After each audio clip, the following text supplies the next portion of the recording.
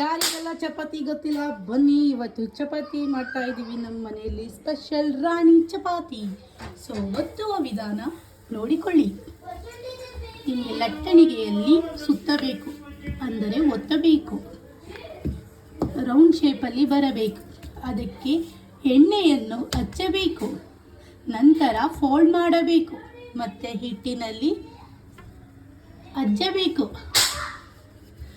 ಮತ್ತು ಶೇಪಲ್ಲಿ ಒತ್ತಬೇಕು.